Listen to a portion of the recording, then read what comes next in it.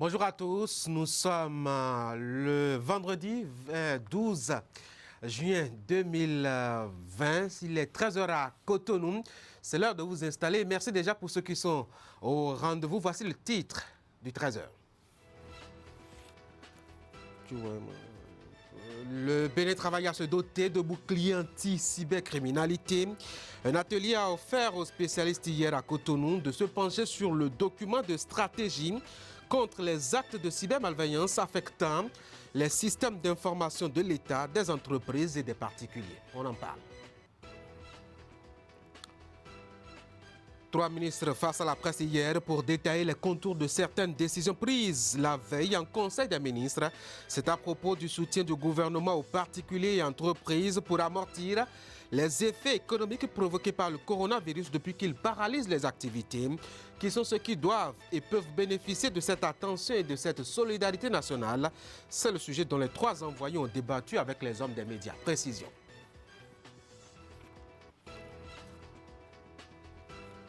Et puis Orabank repasse les données de ses clients. La structure bancaire veut se donner une meilleure idée de ses bases de données. Elle a ouvert officiellement hier le registre client et réajuste les précisions. On vous en dit plus tout à l'heure. Merci et bienvenue au 13 h.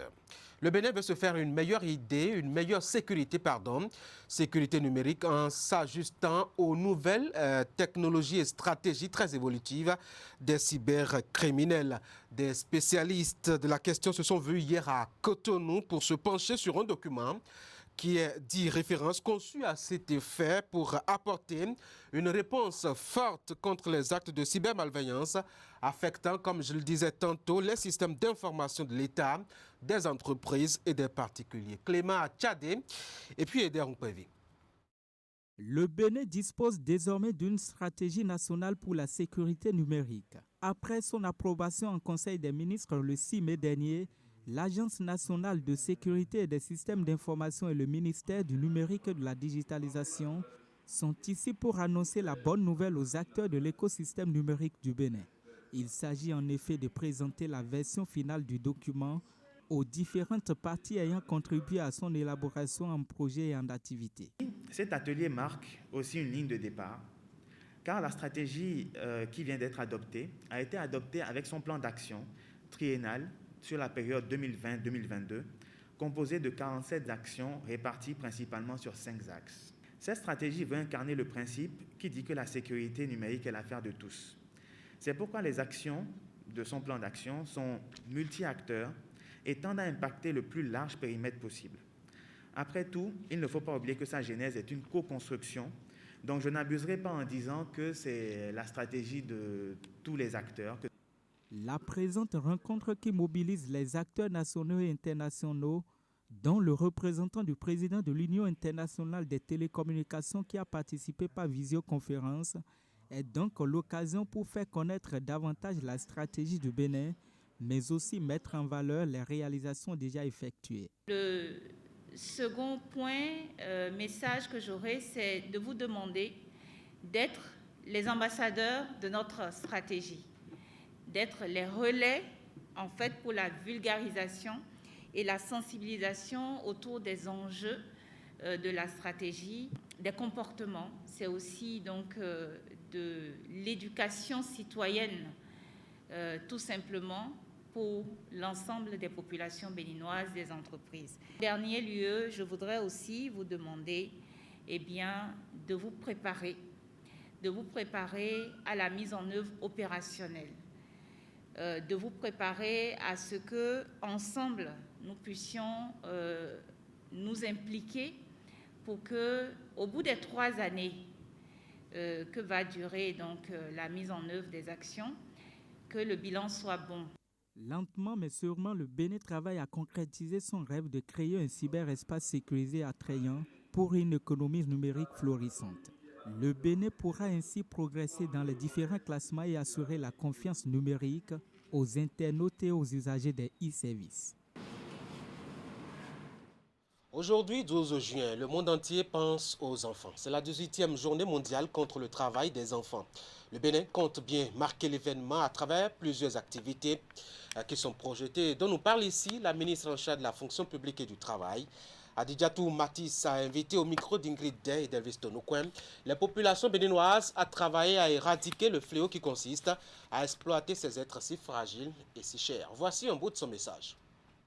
La présente édition intervient, comme vous le savez, dans un contexte durement éprouvé par la crise sanitaire engendrée par la pandémie de la COVID-19, qui a un impact énorme sur la vie et les moyens de subsistance des populations. Les enfants, une fois encore, sont malheureusement les victimes de premier plan. C'est donc à juste titre que le thème de la Journée mondiale contre le travail des enfants de cette année est intitulé COVID-19, protégeons les enfants contre le travail des enfants aujourd'hui plus que jamais. Ce thème, dont la pertinence n'est plus à démontrer, nous exhorte à plus d'efforts pour assurer un mieux-être à nos enfants, notamment ceux qui sont en situation difficile. En effet, pendant les périodes de crise, ce sont les enfants qui paient le plus lourd tribut. Face à la crise sanitaire actuelle, beaucoup d'entre eux se retrouvent malheureusement à la maison en raison de la mesure sécuritaire de réaménagement du calendrier scolaire, rejoignant ainsi la population des jeunes gens déscolarisés. À ce propos, le cas des filles est plus préoccupant. Certaines d'entre elles sont appelées à assurer de grandes responsabilités pour la survie de leur famille. La problématique du travail des enfants nous replace au cœur du débat sur les droits humains et en particulier celui qui touche à la protection des enfants. Mon département ministériel envisage de marquer la célébration de cette année par l'organisation de la 2e édition des Oscars des maîtres artisans, champions des enfants. L'activité a ciblé les métiers du BTP avec un focus sur la menuiserie aluminium, identifiée par les acteurs comme une activité émergente et d'attraction de la jeunesse. Elle se déroulera suivant 3 étapes, dont la présente adresse constitue le premier acte. Ensuite, des missions de contrôle dans les centres d'apprentissage seront organisées dans les 12 départements de notre pays, couplées avec une campagne de vulgarisation et de sensibilisation sur les mesures barrières contre la COVID-19. Ces contrôles déboucheront sur la sélection des 12 meilleurs maîtres artisans respectueux des droits des enfants et qui seront récompensés au cours d'une cérémonie. Notre pays poursuit chaque jour les efforts pour parvenir à l'élimination du travail des enfants. Grâce à l'accompagnement de tous, ces efforts, j'en suis persuadée, seront couronnés de succès et le Bénin pourra être cité d'ici à 2025 parmi les nations qui ont réalisé l'objectif 8.7 des Nations Unies et de l'OIT sur l'élimination du travail des enfants dans le monde. Le chiffre se fait se redresser, beaucoup de Béninois qui ne s'y attendaient du tout pas. Près de 75 milliards de francs CFA à investir pour atténuer les effets du coronavirus sur les activités économiques au Bénin et relancer par ailleurs le secteur. Décision prise au Conseil des ministres du mercredi dernier que 3 de ceux qui ont participé au conclave hebdomadaire ont bien voulu monnayer au public. Ils ont pris part la presse qu'ils ont rencontrée pour l'exercice. Wahab Alibara y était pour le compte de Canal 3 Bénin et voici son point. Le silence du gouvernement en termes de mesures sociales pour atténuer les effets socio-économiques du coronavirus n'était pas un oubli et il a bien fait savoir ce mercredi en Conseil des ministres. L'État central a décidé en effet de débloquer plus de 114 milliards de francs CFA pour soulager les différentes couches de la société. Et cette bactérie de mesures se décline ainsi qu'il suit. D'abord, un soutien d'un montant de 63 milliards à peu près au profit des entreprises, surtout les PME. Cette dotation est destinée à la prise en charge des salaires des employés déclarés, au remboursement des crédits de TVA, à l'exonération du paiement de la taxe sur les véhicules à moteur des TVM. Elle prend aussi en compte les loyers commerciaux sur 3 mois au profit des agences de voyage déclarées. Elle est également destinée à la prise en charge intégrale des factures d'électricité et d'eau pendant une période de 3 mois. La deuxième batterie de mesures est purement sociale et porte sur un montant d'à peu près 5 milliards destinés aux artisans et aux petits métiers. Enfin, il y a une troisième catégorie de mesures sociales qui porte une subvention de portée générale, donc qui s'applique à tout le monde, à tous les Béninois pratiquement. Tous ceux qui donc paient des factures d'électricité vont en bénéficier. Ça fait à peu près un peu moins de 6 milliards. L'emballage de générosité du gouvernement a pris en compte les actes de plusieurs secteurs d'activité. Le processus ayant abouti à l'identification des bénéficiaires se veut bien méthodique et les critères pour pousser une offre de soulagement ne souffrent d'aucune ambiguïté.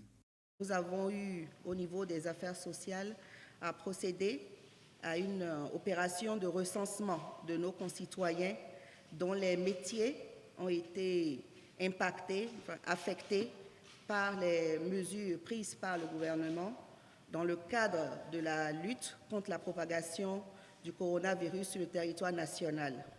Donc il s'agissait des conducteurs de taxibus, ce que nous appelons communément les topa-topa, les conducteurs de taxis transfrontaliers, intervilles, etc., les tenanciers et employés de bars, restaurants, maquis et autres, certains corps de métier des artisans tels que les coiffeurs, coiffeuses, couturières et autres. Et je peux dire aussi que le chef de l'État a souhaité que des minima soient retenus pour éviter que certains acteurs ne bénéficient de subventions dérisoires.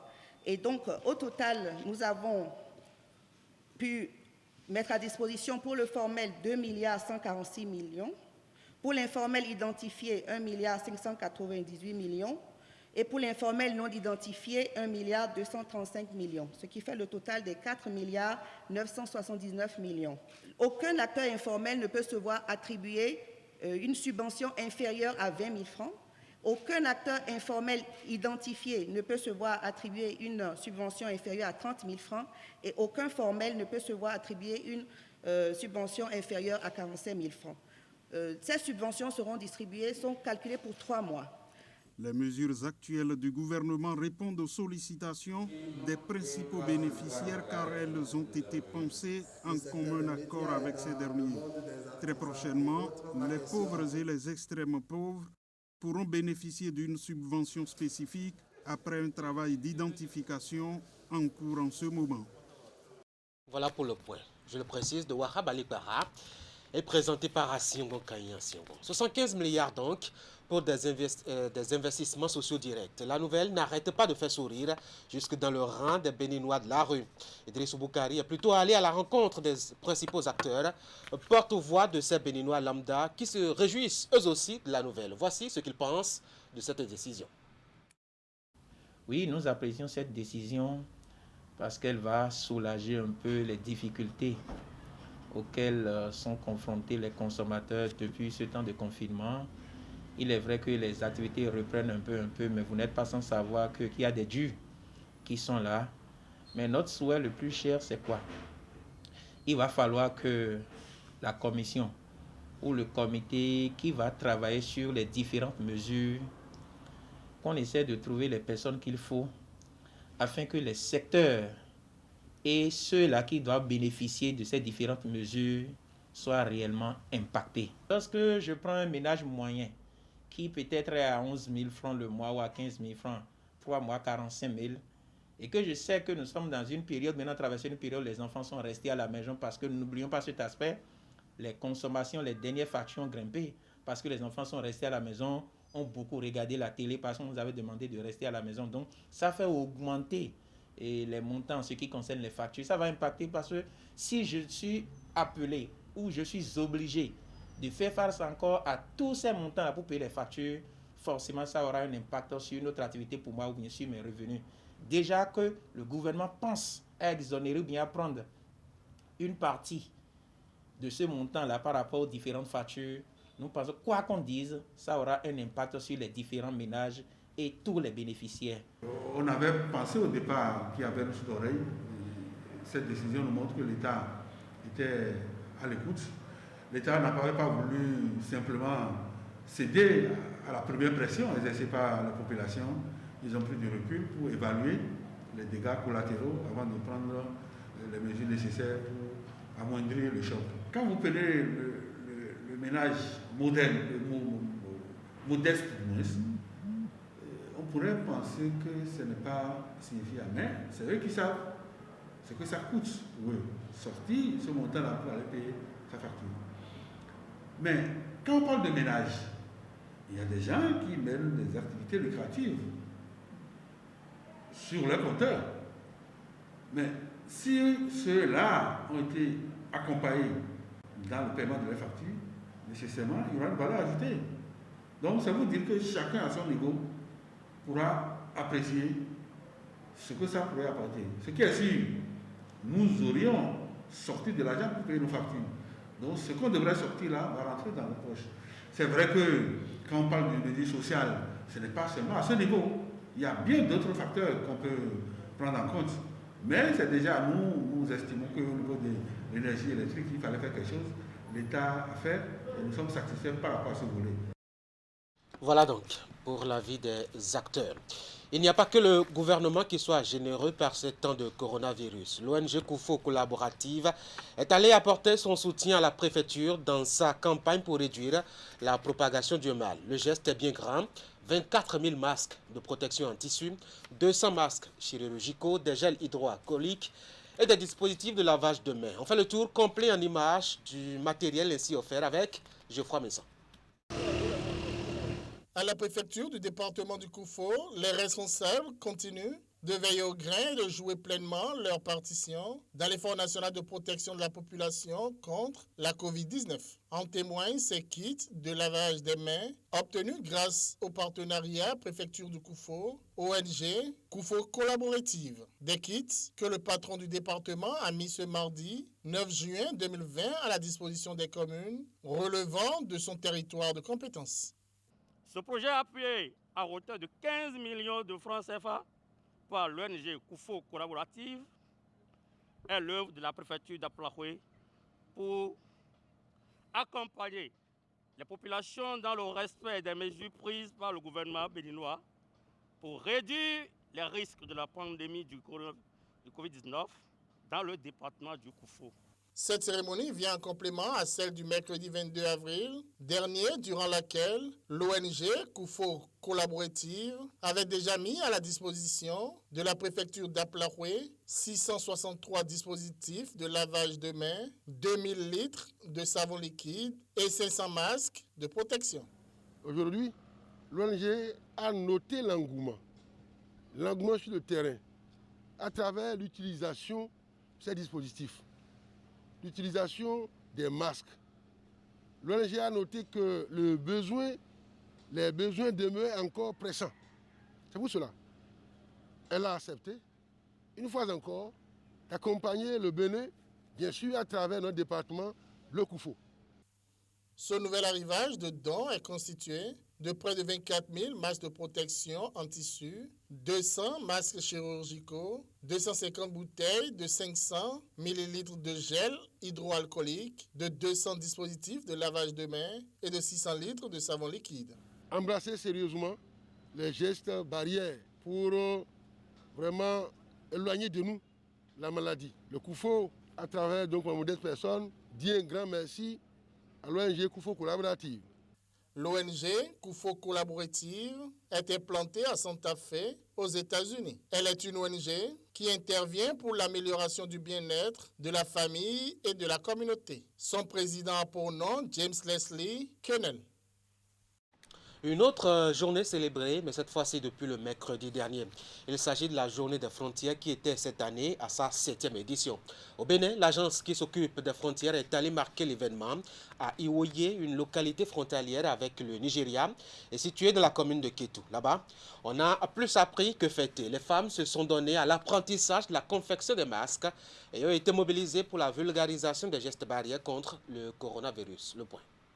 Une formation en fabrication de masques réutilisables au profit d'une quarantaine de femmes d'Iwoye, une localité frontalière avec le Nigeria de la commune de Kétou.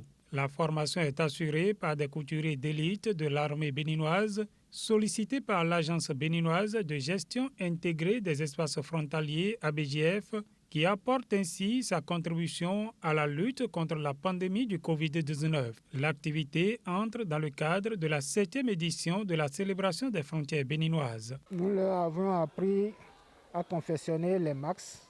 Après, elles-mêmes, elles ont fait la coupe et elles ont coupé et elles ont cousu. Donc, après, nous avions vérifié et nous avions constaté qu'elles ont maîtrisé ce qu'on leur avait appris. L'arme fatale, comme on le dit, c'est les masques. Il faut pouvoir porter les masques. Malheureusement, sans information, sans capacité, des femmes ne peuvent pas imiter des masques qui ne sont pas conventionnels.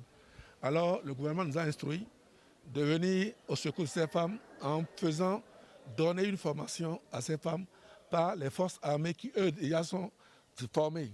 Et ces femmes, maintenant, sont des formatrices qui vont former aussi d'autres personnes. Et pendant une semaine, ils vont former ces femmes ici. Donc, si nous sommes là aujourd'hui, c'est pour former les femmes à fabriquer des masques, à mettre à disposition de la population. Nous allons financer la formation, nous allons financer les éléments, les intrants, et leur permettre donc de fabriquer. Et ça permet à ces femmes, après, de devenir des spécialistes de formation des masques. Et ça fait une capacité complémentaire qu'on leur donne. Au-delà de cette formation pour la confection des masques, l'ABGF est allé à Iwoyé les bras chargés du gel hydroalcoolique, des masques et des mécanismes de lave-mains ont été distribués aux centres de santé et à diverses autres personnes pour que les gestes barrières contre le Covid-19 soient respectés dans cette zone reculée. Ceci à la grande satisfaction du maire de Kétou qui était aux côtés de la délégation de l'ABGF. On va quitter le plateau pour l'Ouémé, deux départements frontaliers, pour évoquer cette actualité liée justement au domaine judiciaire. La Cour de répression des infractions économiques et du terrorisme a rendu compte à la presse lundi dernier des activités prévues à sa 4e session criminelle au titre de l'année judiciaire 2019-2020. De nombreux dossiers inscrits au rôle dont les détails ont été donnés à la presse par le procureur spécial Gilbert Togbounom. On va retrouver Marco Donou, cette fois-ci accompagné de Barnabé Mensa.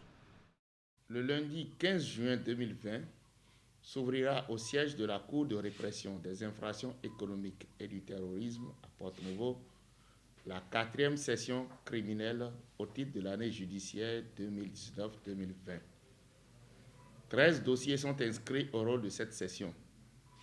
Au nombre de ceux-ci, 11 sont relatifs aux faits de détournement de deniers publics reprochés à des cadres béninois exerçant ou ayant exercé dans diverses administrations publiques et autres structures de l'État, notamment au tribunal de première instance de Lokossa, à l'Office national de sécurité alimentaire, au Centre d'appui régional pour le développement rural, au Centre national hospitalier universitaire Hubert Koutoukou-Maga, à l'Université de Parakou, à la Direction générale des impôts, à la Société béninoise d'énergie électrique, au sein des forces armées béninoises et au service des affaires financières du ministère de l'enseignement secondaire, de la formation professionnelle, de la reconversion et de l'insertion des jeunes.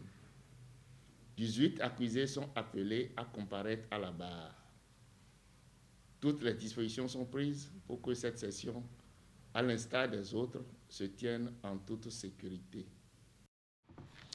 Au chapitre des sujets liés au communal du 17 mai dernier, on en parle, on peut évoquer justement l'actualité à Djougou pour constater que le nouveau maire désigné procède à une mise en place progressive de son équipe. Abdul Malik Sebougomina a installé hier le nouveau chef du 3e arrondissement de la ville, Alassane Harouna.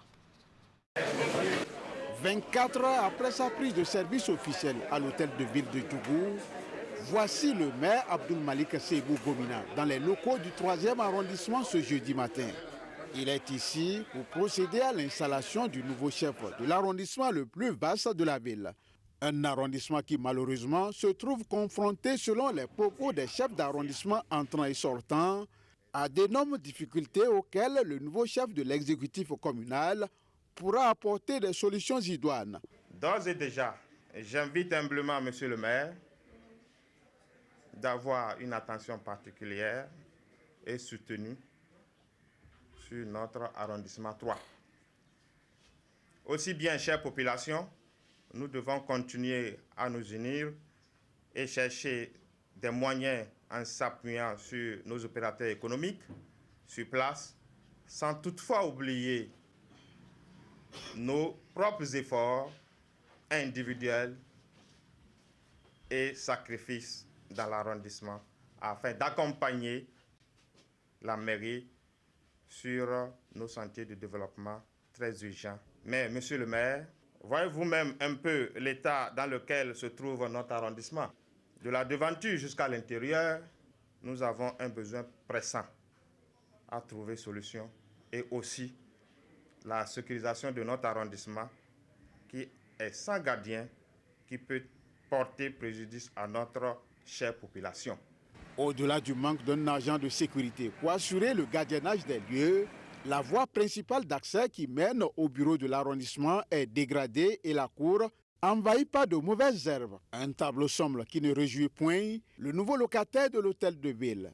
Abdul Malik Seibou salue tout de même le chef d'arrondissement sortant pour le travail abattu avant d'exhorter les populations, surtout la jeunesse, à accompagner le nouveau patron des lieux dans sa mission afin de sortir l'arrondissement de sa léthargie. Vous devez travailler pour vous-même. Je veux que cela soit clair pour nous tous. Si vous faites, la mairie fera. Mais si vous ne faites pas, la mairie ne fera rien. On ne peut s'appuyer que sur vous. Vous n'allez pas demander à la mairie de venir entretenir votre arrondissement. Les herbes que j'ai vues là, ça c'est vous-même qui allez le faire. La mairie ne mettra pas un franc dedans pour le faire. Si vous êtes prêt à venir faire vos actes de naissance et que les serpents vous rencontrent, ça ne nous gêne pas, nous, à la mairie. Ça, c'est vous que ça concerne. Djougou 3, c'est l'un des grands arrondissements de Djougou. Qui s'attendent. Quand vous parlez, les gens écoutent. Mais ne vous contentez pas de parler seulement. Il faut poser les actes. Il faut que vous vous organisez. Vous êtes une force. Vous avez parlé, par exemple, que votre arrondissement ne dispose pas de gardien. C'est possible. On va voir au niveau de la mairie ce qui est faisable. Mais si moi j'avais été à Djougou 3 et je le savais, vous savez que vous aimez trop le football et consorts. Vous auriez pu organiser par exemple un tournoi de football pour dire soutien à l'arrondissement et vous-même vous prendre un gardien que vous allez payer. Il va prendre combien pendant un an? Et l'année prochaine, vous renouvelez un tournoi de football par exemple. Voilà tant de choses que nous devons faire pour développer notre commune. Parce que personne ne viendra faire ça à notre place. C'est nous-mêmes d'abord. C'est ce que j'ai dit. J'ai parlé avec mon cœur à nos parents. Le reste, il faut continuer. Il faut aller voir l'association de développement. Il faut aller voir les sages. Il faut aller voir les jeunes. Parce que Djougou 3, c'est la jeunesse. Elle bouge. Mais il faut que ça bouge, on sente. Et je vous renvoie à votre exercice. Après l'étape du 3e arrondissement, le maire Abdul Malik Seibou a mis le cap sur l'arrondissement de Kolokonde pour le même exercice. Un nouveau style, n'est-ce pas? De Djougou à Parakou, il n'y a qu'un pas pour aller découvrir celui qui détient désormais les clés de l'hôtel de cette ville-là. Vous le savez, Aboubakar Yaya est maire élu sur la liste des Foscori pour un Bénin émergent. Un parti auquel il est resté fidèle et qui lui aura imposé un parcours politique assez varié. Directeur de la programmation et de la prospective d'un ministère, puis ministre et maintenant maire. Parcours en cliché rapide, projeté ici par Idriss Boukari dans ce portrait qu'il dresse de l'homme présenté comme fougueux et téméraire.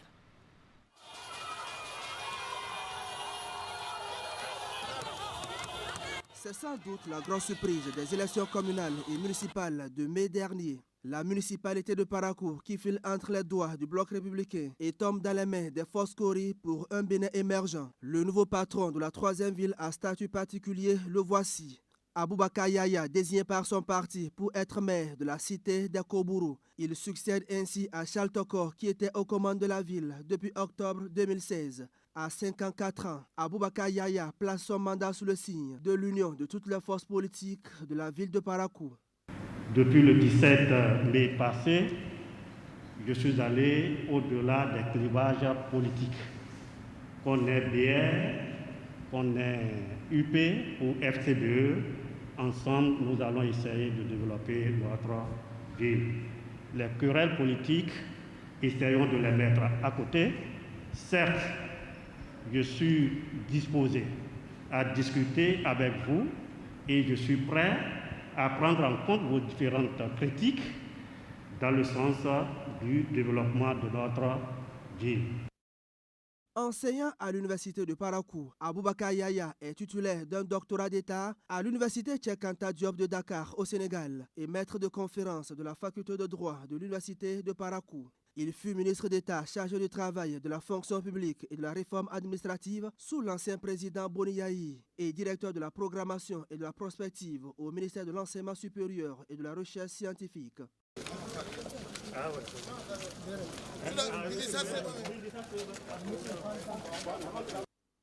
Membre influent du bureau politique des Forces Corées pour un Bénin émergent, Aboubakar Yaya dispose d'une solide expérience et d'une capacité managériale irréprochable. Une fois aux commandes de la municipalité de Parakou, l'homme est appelé à se mettre résolument au travail pour relever les nombreux défis qui l'attendent.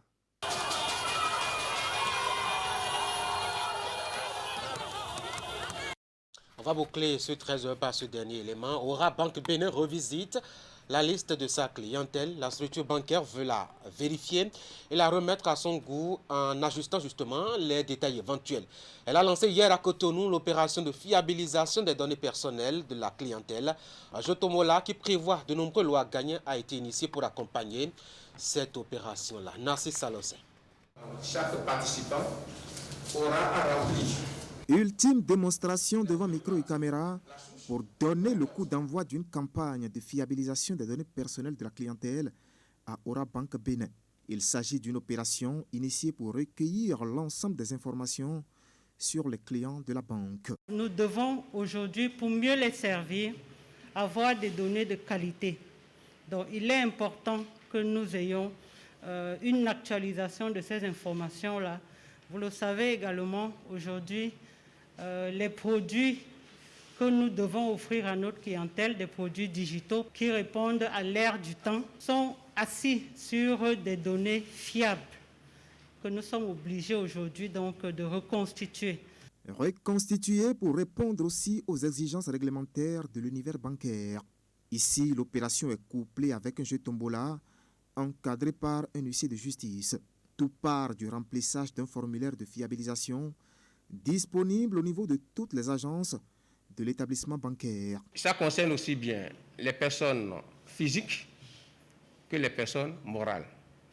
S'agissant des personnes physiques, il s'agit de donner les adresses géographiques, les mails, IFU, le téléphone. Et s'agissant des personnes morales, un extrait de registre de commerce, les noms et des personnes qui dirigent l'entreprise et qui ont signature sur le compte. Et cette opération concerne aussi bien les comptes épargne que les comptes courants, les comptes chèques. Ça ne prend pas plus de 5 minutes. On est resté vraiment sur des informations simples pour que l'exercice soit facile pour tout le monde. Pour le jeu Tombola, les participants auront à gagner de nombreux lots dont voici l'échantillon. Des motos, des réfrigérateurs, des postes téléviseurs écran plat, des téléphones portables, des packs pour abonnement Wi-Fi, etc. Quelques clients se sont même positionnés déjà. Il y a le ticket que j'ai déjà reçu et derrière, il y a le numéro de téléphone qui est inscrit. J'invite tous les clients d'Aurabank à faire pareil. Nous permettra de bénéficier de meilleurs produits passe d'abord par aider la banque à mieux nous connaître. Donner la possibilité à sa banque de mieux se connaître tout en repartant avec des cadeaux peu ordinaires. L'opération s'étend jusqu'à fin septembre prochain. Elle sera sanctionnée par une cérémonie de tirage au sort pour récompenser les gagnants. Aurabank, c'est déjà 32 ans au service du système bancaire béninois. Elle compte aujourd'hui environ 60 000 clients. Voilà pour cette note quelque peu commerciale. Mesdames et messieurs, c'est la fin de ce 13h-là sur Canal 3 à Bénin. Une édition en 3 grands chapitres. Premier chapitre, ce sera politique. On vous a parlé un peu de Aboubakar Yaya, celui-là qui détient désormais les clés de l'hôtel de ville de Parakou. Et puis l'acte qui consacre les premiers pas de Abdoul Malik Sebou Gomina en tant que maire à Djougou. Vous l'avez découvert. Deuxième chapitre, on a parlé de ces journées internationales célébrées, notamment celle d'aujourd'hui consacrée à la journée internationale du travail.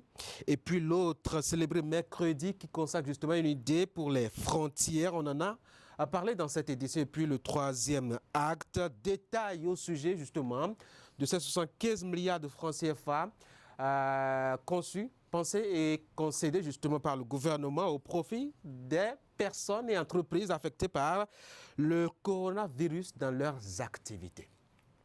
C'est donc la fin de ce 13h. Merci d'avoir été là. Je vous souhaite de passer un très bon après-midi, bon appétit, bon week-end à vous. Déjà, ça commence. Prenez soin de vous et à demain. N'oubliez surtout pas de vous protéger.